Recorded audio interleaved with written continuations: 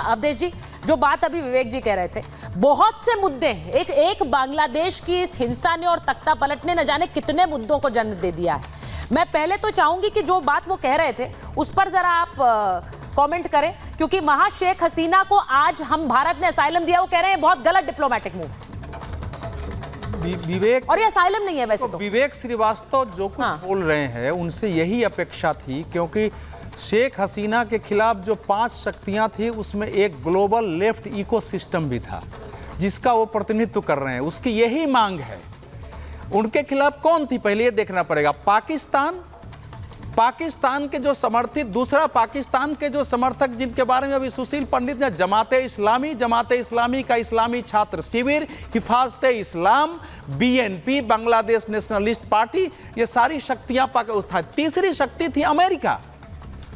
जो शेख हसीना ने पिछले दिनों बयान दिया कि हमारे पास अमेरिका के एक बड़े व्यक्ति आए, उन्होंने कहा कि हमको यहाँ सैन्य अड्डा बनाने दीजिए और फिर हमारी आपके साथ समस्या नहीं रहेगी और मैं ऐसा नहीं होने दूंगी। ईस्ट तिमोर जैसा एक बांग्लादेश और म्यांमार को काट करके एक ईसाई देश अमेरिका बनाना चाहते हैं, मैं ऐसा नहीं होने दूंगी। चौथा उनका दुश्मन था चीन, और पांचवा उनका दुश्मन हमारे सामने जो है वो आपके सामने वहां की सेना है, जिस सेना ने उनसे जबरदस्ती जो है साइन करवाया, वो भी उसी का पार्ट है। सुनिए जरा, ध्यान से सुनिए। भारत के लिए भारत सरकार ने इस समय कितनी परिपक्वता से किया है, क्या होना चाहिए। आप अगर ध्यान से देखेंगे तो विदेश मंत्री एस जयशंकर ने छोटा सा बयान दिया है संसद में, लेकिन बिल्कुल स्पष्ट, मुखर और कड़ा बयान है। उसका पहला अंश यह है कि भारत वहां के अल्पसंख्यक हिंदुओं पर, हिंदू स्थलों पर हो रहे हमलों को लेकर चिंतित है, उनको रोकना चाहता है। हम इसके लिए अथॉरिटी के साथ संपर्क में है। इसका सीधा अर्थ है कि अगर आपने नहीं रोका तो यह हमारी जिम्मेवारी होगी। दूसरा कि भारत, सुनिए, अरे भाई मैं अपना अर्थ लगा रहा हूं। अरे सुनिए ना भाई, मेरा अर्थ भी तो है, सब बोला नहीं जाता है। सर आप टोकिए मत, आपको मैंने टोकिए मत, मेरा भी अर्थ है ना, मैं अपना अर्थ है कि उसका अर्थ ये हुआ, उसका अर्थ हुआ। दूसरा कहा है कि ये आंदोलन केवल शेख हसीना को सत्ता से हटाने के लिए था, क्योंकि आरक्षण सुप्रीम कोर्ट के हस्तक्षेप के बाद 7% आ गया था। इस आंदोलन की कोई आवश्यकता नहीं थी। यानी भारत बिना घोषित किए हुए इस आंदोलन को, सत्ता पलट को वैध नहीं मानता है। यह घोषित नहीं हुआ है। तीसरा उन्होंने कहा है कि बांग्लादेश के साथ हमारे संबंध हैं, उस संबंध को हम के प्रति हम गंभीर हैं। और चौथा उन्होंने केवल इतना कहा है कि शेख हसीना ने हमसे कुछ समय यहाँ रुकने के लिए बात सहायता मांगे। इसका अर्थ है, नहीं अवधेश जी, मैं आ रही हूं, बहुत सारे मेहमान इंतजार कर रहे हैं। शेख हसीना के बारे में उन्होंने नहीं कहा है कि दूसरे देश से शरण मांगेंगी और यहाँ से चली जाएंगी। यानी शेख हसीना अवामी लीग के साथ खड़ी होकर कोई काम करेंगी। कल ही बता दिया गया था कि उन्होंने पॉलिटिकल असाइलम नहीं मांगा है, वो यहाँ पर है, लेकिन वो किस देश जा रही है इसको लेकर उनकी रणनीति नहीं तैयार हुई है। हालांकि सुबह ये खबर आई थी किसी देश में जाएंगे सुचरिता, आप लोग भी ये ग्लोबल लेफ्ट सिस्टर जो ये, अच्छा आप कह रहे हैं भारत में ही रहे? बिल्कुल भारत में रहेंगी और भारत में ही रहना चाहिए। इस समय भी बांग्लादेश की सबसे बड़ी राजनीतिक शक्ति अवामी लीग है। ये देखिए बड़ा पॉइंट है, मैं इस पर जरा बात करूंगी। क्या हम पाकिस्तान, अमेरिका और चीन के साजिश को, ठीक है एक बार बड़ी खबर बताइए। बांग्लादेश के पूर्व विदेश मंत्री हसन महमूद भी गिरफ्तार हो गए। देश छोड़ने की कोशिश में गिरफ्तारी हुई है और ढाका एयरपोर्ट से बांग्लादेश आर्मी ने उन्हें गिरफ्तार किया है। शेख हसीना सरकार में विदेश मंत्री थे हसन महमूद, अब उनको भी गिरफ्तार किया गया है। अब ये बड़ा क्लियर है कि शेख हसीना के साथ अगर शेख हसीना को हटाने की कोशिश थी तो उसके चलते उनकी पार्टी के किसी और चेहरे को आगे किया जा सकता था। यह भी बड़ा क्लियर है कि शेख हसीना को हटने के लिए कहा जाता, उस समय मिलिट्री एक अंतरिम सरकार बनाने की बात करती, लेकिन उन्हें देश से भगा जाने को कहना, देश छोड़कर भागिए और देश छोड़कर जाइए और उसके बाद यहां पर सरकार बनेगी। अब वो सरकार क्या कठपुतली सरकार होगी, इस पर भी चर्चाएं हो रही हैं। एक बार जरा मैं बता देती हूं कि बांग्लादेश में आगे क्या क्या हो सकता है, जिसके बाद इस चर्चा को मैं जरा आगे बढ़ाऊंगी, क्योंकि बांग्लादेश में इस वक्त शेख हसीना के चले जाने के बाद अब क्या क्या हो सकता है उस पर एक नजर डालिए। बांग्लादेश में कट्टरपंथी हावी होंगे, इसमें कोई दो राय नहीं है। वहां लोकतंत्र का अंत और एक तरह से तानाशाही शुरू होगी, वो तो तस्वीरों में साफ नजर आता है। पाकिस्तान का दखल क्या और बढ़ेगा? अभी भी लोग कह रहे हैं कि जो बीएनपी है और जमाते इस्लामी पाकिस्तान के इशारे पर वहां काम कर रही है। दक्षिण एशिया में क्या चीन हावी होगा? सवाल यह भी है कि क्या हिंदुओं पर अत्याचार और बढ़ेंगे? वहां के इस्कॉन के टेंपल हेड ने कहा कि यहां जैसे ही सरकारें बदलती हैं हिंदुओं का नरसंहार होता है, और साथ ही ये भी कि बॉर्डर पर घुसपैठ क्या बढ़ सकती है। अब सवाल ये बहुत सारे हैं, लेकिन मैं एक बार जरा कर्नल नैन आपसे पूछ रही हूं, सबसे बड़ा इंपैक्ट इसका भारत पर पड़ता हुआ आप क्या देखते हैं? सबसे बड़ा इंपैक्ट? देखिए, सबसे बड़ा इंपैक्ट इसका यह होगा कि पहली बात तो मैं आपको बता दूं, $13 बिलियन का सुचारिता हमारा इनके साथ में ट्रेड है। $8 बिलियन हमारे इन्वेस्ट हो रखे हैं। कितने रोड्स और इंफ्रास्ट्रक्चर हम उसमें बना रहे हैं अभी अपने ये चिकन नेक से बचने के लिए एक रास्ता जो हम बना रहे थे। तीसरा, जो नक्सलाइट से जो पूर्वोत्तर राज्य जो हमारे हैं, जैसे मिजोरम हुआ, या उधर से जो कुछ हादसे करके बांग्लादेश भाग जाते थे, शेख हसीना ने उसके अंदर हमारी बहुत मदद की, उस मिनेंस को खत्म किया। इसके अलावा जो हमारा इस इलाके के अंदर अमेरिका, जैसे कि आप बता रहे थे, सेंट माउंट इसमें आइलैंड्स के अंदर आकर के अपना एक बेस बनाना चाह रहा था, उसको उसने मना किया। चीन का इधर इंटरफेरेंस उसने बंद कर रखा था। तिस्ता रिवर का जो प्रोजेक्ट था $1 बिलियन का, चीन को ना देकर उसने हमको दिया, और पाकिस्तान की जड़ें वहां पे मजबूत होने से रोकी, जो कि अब मजबूत हो रही है। देखिए, आपने अभी खबर दी है कि जनरल जिया उल हसन को हटा दिया गया। कौन है जनरल जिया उल हसन?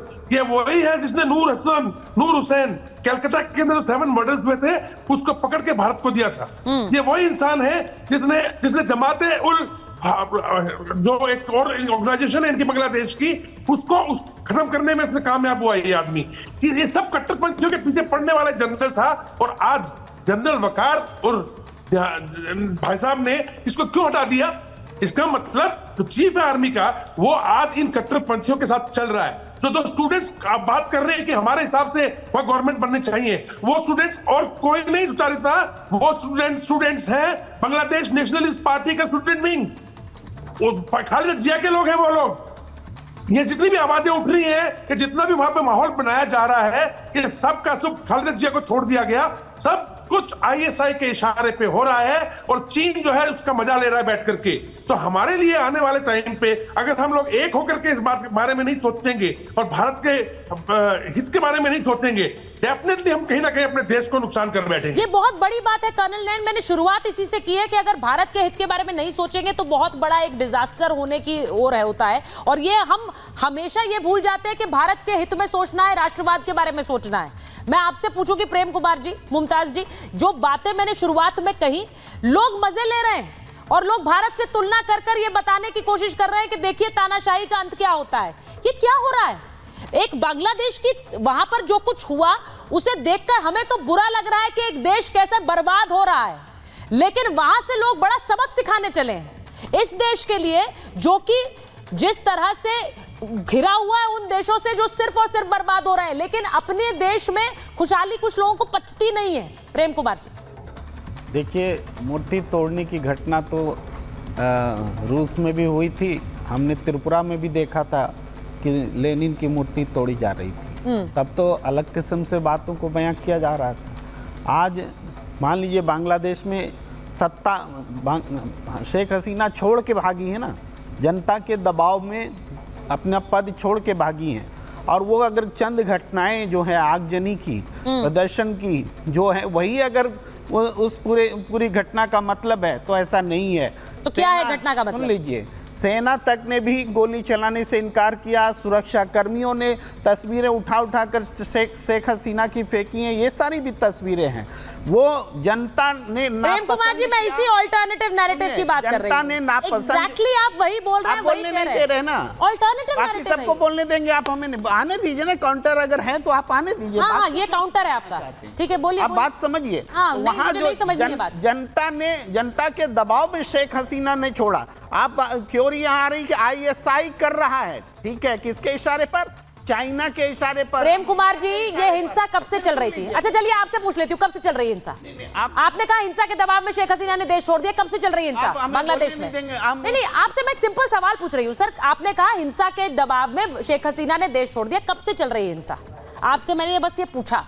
देखिए, पिछले 2 पखवाड़े में तेज हुई, है ना। पिछले पिछले 1 महीने से ये हिंसा जारी थी, पिछले 1 महीने से। कल अचानक 45 मिनट के अंदर शेख हसीना को कहा आप देश छोड़कर चले जाइए वरना ये लोग आपको जीने नहीं देंगे, जिस तरह से वो लोग स्टॉर्म कर रहे थे। मेरा सवाल ये है कि क्या सेना की ये दायित्व नहीं था कि वो शेख हसीना को प्रोटेक्ट करते? सवाल ये भी है कि क्या किस दबाव में आखिर वो गतिविधियां हुई कि शेख हसीना जाए यहां एक ऑल्टरनेट सरकार बने? किसके इशारे पर वो सरकार बन रही है? यही वो कुछ लोग देश में भी चाहते हैं। लीजिए, इसी से आगे का क्वेश्चन लीजिए। आप ठीक सेना पर सवाल उठा रही, तो सेना किसके इशारे पर कर रही है? कोई कह रहे हैं हमारी पैनल पे कि आईएसआई के इशारे पे हो रहा है। आईएसआई के का साथ कौन दे रहा है? चाइना दे रहा है कि अमेरिका दे रहा है? और हम तो क्वाड बना रहे थे, आप भी चैनल में डिबेट किया करते थे, अमेरिका के साथ क्वाड बना रहे हैं, चाइना डर गया, चाइना डर गया। तो हम अमेरिका भारत के साथ खड़ा है, भारत अमेरिका के साथ खड़ा है,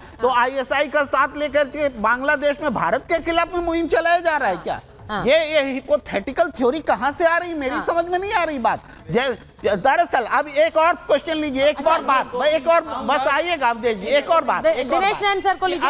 अगर नरेंद्र मोदी जी को तो चाहिए था कि तुरंत शरण देने की घोषणा करनी चाहिए थी। अवधेश जी भी कह रहे हैं और हम भी बोल रहे हैं देना चाहिए था शेख हसीना को। हमारा जो डिप्लोमेटिक आज तक का हिस्टोरिकल रिलेशन रहा उसके हिसाब से, लेकिन मोदी जी नहीं दे रहे हैं शरण। क्यों? उन्होंने मांगी नहीं है, उन्होंने पॉलिटिकल असाइलम नहीं मांगा है कि वहां की जनता जिन्होंने शेख हसीना को भगाया है, यहाँ की जनता भी समान रूप से विदेश मंत्री ने भी ये कहा। एक सेकंड प्रेम कुमार जी, डर लगता है। अरे भाई आप दूसरा ही नैरेटिव चला रहे हैं कि पॉलिटिकल असाइलम दीजिए, जब वो मांग नहीं रही है तो कैसे दे दे? शेख हसीना को शरण दीजिए।